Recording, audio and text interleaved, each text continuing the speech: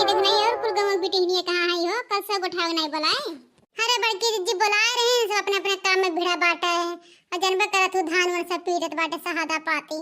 तब जिज्जी वो सब के बाटा पीड़े कहीं न आए था तब तक जिज्जी गुठा अब कुछ जिज्जी सुनसान गोठा तो नीक नहीं लागे जिज्जी। हां माने दुर्गा जी का लगे कलसा गोठा थे कोनो भजन वजन गावतू हमारे जिज्जी पचरा वचरा हाँ तोरे सबके बस बड़की जिज्जी गावे है तोरे सबके भगवान के भक्त तो हऊ नहीं माता रानी के भक्त खाली हम ही गाई। अरे नहीं बड़की जिज्जी ऐसा बात नहीं है। अरे तू पचरवा बड़ा नीक गावत है। अरे तू गा दे हमरा तो पुरवाए दे और कोनो बात नहीं है जिज्जी। हां बड़की अम्मा गाय नहीं दे तू अच्छा गावेलू हमरा सब गोठा थे तू गोठा बेचक ना लेकिन खाली गनवा गावा करा। ठीक है दादा हम ही गाय शुरू लगा देते तो सबके गावे नहीं आवत है। या हमारी आशीष दी है मैया हमारी आशीष दी है जैसे लगे दुल्हनिया जैसे लगे दुल्हनिया मैया के माथे बेटी का सोहे मैया के माथे ओटी का सोहे सिंदूर के देख देख जिया मोरे मोहे सिंदूर के देख देख जिया मोरे मोहे कहीं लग जाए ना नजरिया मैया के कहीं लग जाए ना नजरिया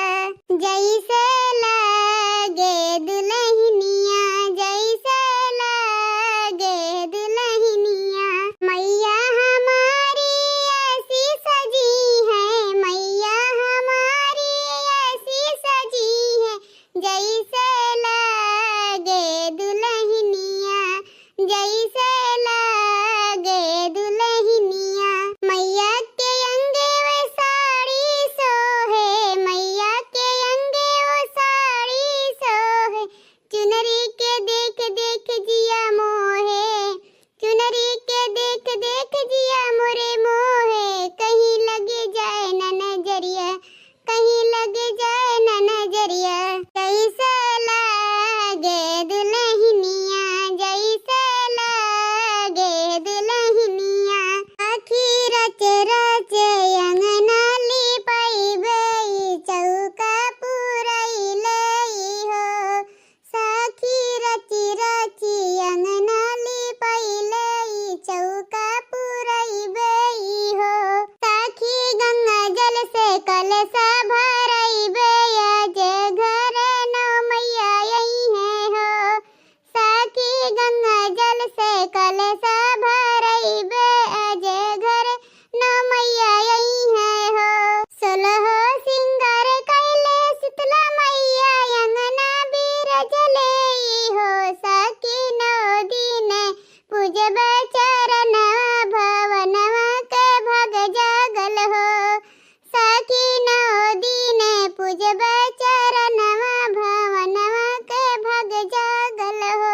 अड़उल के यसना लगाई देहली दिया ना जलाई देहली हो साखी महा महा महा के लहुमिया बीरज घर दुर्गा यही है हो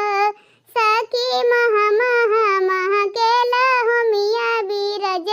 दुर्गा हमरे घर यही है हो बीफ के दिनवा मैया बड़ा निक लागे बीफ के दिनवा मैया बड़ा निक लागे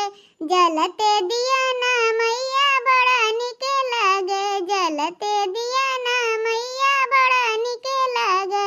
बेदिनी के लागे कलश निक लागे बेदिनी के लागे कलश निक लागे भरते जलवा मैया बड़ा निक लागे भरते जलवा मैया बड़ा निक लागे लया निक लागे चनवा निक लागे लया निक लागे चनवा निक लागे लगते कोरवा भैया बड़ा निक लागे लगते कोरवा मैया बड़ा निक लागे बीफ के दिनवा मैया बड़ा निक लागे बीफ के दिनवा मैया बड़ा निक लागे जलते दिया ना मैया बड़ा निक लागे जलते दिया ना मैया बड़ा निक लागे गुड़े निक लागे घियने निक लागे गुड़े निक लागे घियने निक लागे उगते अगिया मैया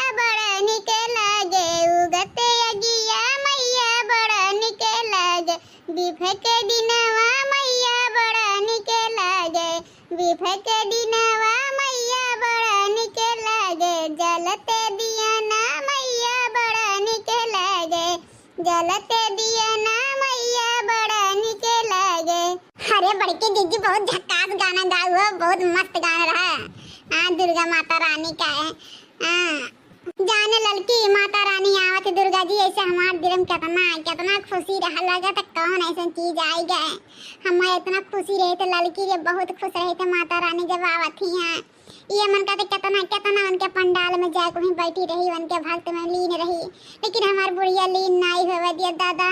अब चल जाए एक दिन ना तो तमाशा खड़ा कर, तमाशा देखो चाहे कब्बो नहीं जाए मिलत पंडाल में। अरे बड़की दीदी तोहार है बूढ़ा तुहे मुहात के हमार पतैया कहूं पंडाल के बहाने में दूसरे पंडाल में चल जाए ही नाते जाए नहीं दे जाने इतनी खूबसूरत है हैंडसम है यू। अरे ततो अगर बवाल करवा दे बरिया तखनैया ये बुढ़िया वो तरह जने बवाल हो जाता हूं नहीं जाए कहूं आवत जाए थे ना। अच्छा लड़की देखनी है कल सवा गोट भा तो चल पंडाल में कुल कल सवा लेके रख उठे। हां होई गए 5 कलसा और हरिन के मेहर बिल्कुल गोठे वही हम बता रहे कि हम 5 कलसा गोठा तोहरो सब गोठली तो सब बता रहा। तो चलो और आगे कार्यक्रम शुरू करा जाए।